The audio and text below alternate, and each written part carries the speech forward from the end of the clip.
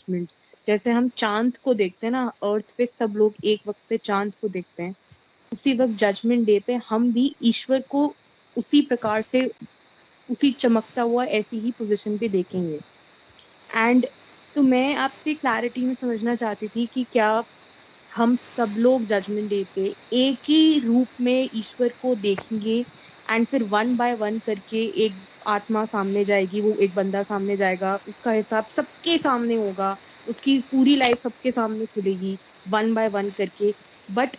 एक ही वक्त पे सब लोग ईश्वर के एक ही टाइप के दर्शन कर रहे होंगे एज अ जज, as the rule of judgment day का मालिक, जैसे हम चांद को देखते हैं। तो अगर मान लो कि एक बंदा, उसको अचानक से अगर खबर मिले कि यार तेरी जो है वो वाइफ का एक्सीडेंट हो गया है और वो इस वक्त इमरजेंसी में फलां हॉस्पिटल में पड़ी है, वेंटिलेटर पे पड़ी है, वो तेजी से भागा जा रहा हो कि उसकी वाइफ जो है वो एक्सीडेंट हो गया है और वो फलां हॉस्पिटल के इमरजेंसी में है, तो आगे से ये सड़कों के ऊपर वो फूलों के गजरे बना के नहीं लोग खड़े होते। अक्सर शाम के टाइम पे सड़कों के किनारे लोग गजरे बना के खड़े होके सेल करते हैं। तो अगर एक गजरे वाला पूरी टहनी गजरों से सजा के आपके आगे आके करता है कि भाजी ये गजरे ले लो, तो हैं तो वो गजरे, नजर भी पड़ेगी, तो क्या उस गजरे पे नजर पड़ के पति को वो गजरे खरीदना याद होएगा या सबसे पहले जाकर अपनी पत्नी का हाल चाल पूछना याद होएगा? पत्नी खून में लथपथ पड़ी हो और ये जाकर उसको जनाब गजरे यूं आगे कर दे, लीजिए ये मेरी तरफ से गिफ्ट है, तो वो क्या समझेगी कि यार है मैनू मारना चाहता है, चाहता है आज तुम बची है अगली बारी ना बची पर मगरों लत करके मैं दूसरी लेके आवा।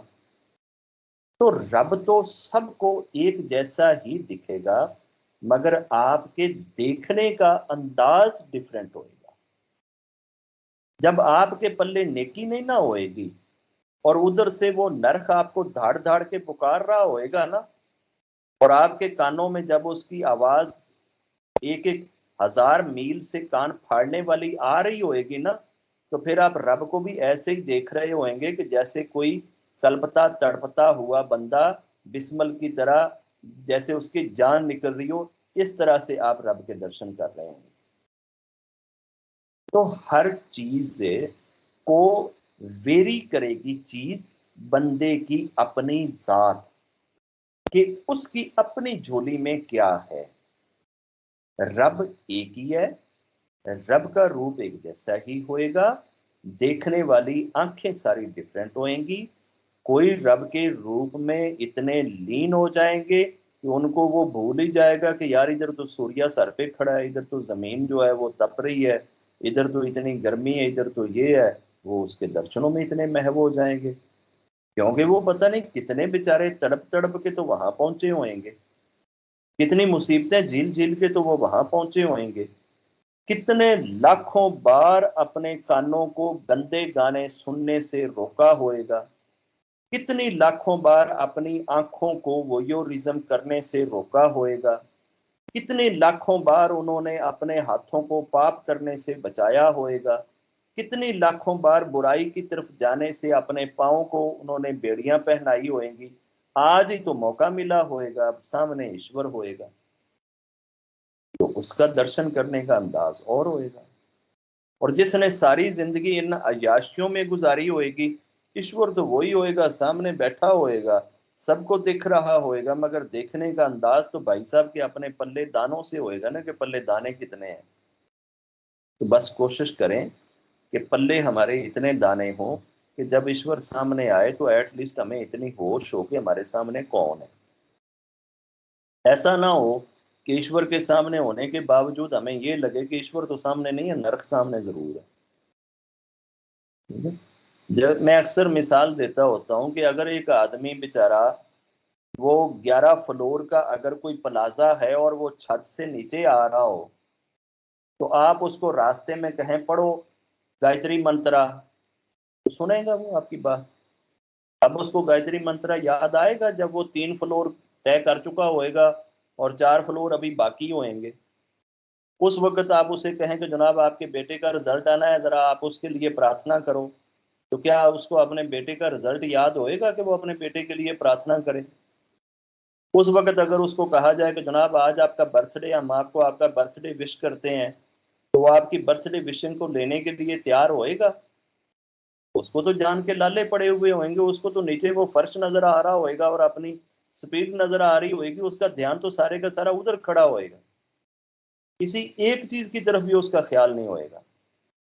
डे ऑफ जजमेंट में सारे के सारे इंसान नंगे होंगे, सिर्फ रब के महापुरुषों के ड्रेस पहने हुए होंगे, बाकी सब के सब जो है ना वो ड्रेस लेस होंगे। किसी बंदे की जुर्रत नहीं होएगी कि किसी दूसरे के शरीर की तरफ इस तरह से ध्यान लगाए कि इसके बॉडी में ये क्या लगा हुआ है, ये क्या लगा हुआ है, अपनी इतनी पड़ी हुई होएगी। जैसे वो मैं ये एग्जांपल दे रहा हूं ना कि जब वो 11 मंजिलों में से 4 मंजिलें तय कर चुका हो, तो आप उसे कहें कि आओ जरा ये आपको जनाब प्रॉन वीडियो दिखाते हैं, देखेगा वो?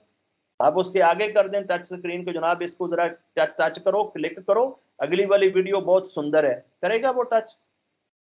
होश ही नहीं होएगा कि जनाब ये क्या मेरे सामने खड़ा कर रहे हैं। यही हालत होएगी उधर लोगों की, होश नहीं होएगा, पता नहीं होएगा कि हमारे साथ बनना क्या है। उनको आप लाख दफा कहेंगे ना कि आप नंगे हैं, तो उनको नहीं पता चलेगा कि हम नंगे हैं, इतनी होश ही नहीं होएगी कि हमने कुछ पहना हुआ भी या नहीं पहना हुआ है। ये आलम होएगा, ये नहीं है कि वो कोई न्यूडिटी डे मनाया जा रहा होएगा और जनाब सारे तालियां बजा रहे होंगे और एक दूसरे की तरफ ताक झांक लगाई हुई होएगी कि जनाब ये कैसा दिख रहा है, तो ये कैसा दिख रहा है। वहां सबको अपने लाले पड़े हुए होंगे। तो डे ऑफ जजमेंट में ईश्वर के दर्शन वही करेंगे जिन्होंने पूरी जिंदगी ईश्वर के दर्शनों के लिए तड़प में अपनी जिंदगी गुजारी होगी, जिन्हों की आंखों से हर वक्त आंसुओं की बौछार हुई होगी और जिनके दिल के अंदर हर वक्त ईश्वर को पाने का शौक पनपता रहा होएगा, उन्हें ही ईश्वर अपने फुल जोबन के साथ, मजे के साथ दर्शन कराएंगे। बाकी तो ईश्वर के सामने ही होंगे, लेकिन लोगों को पई किसी और चीज दी होएगी। तो रब से दुआ है कि जब हशर का दिन हो तो एटलीस्ट हमारे होश टिकाने हों,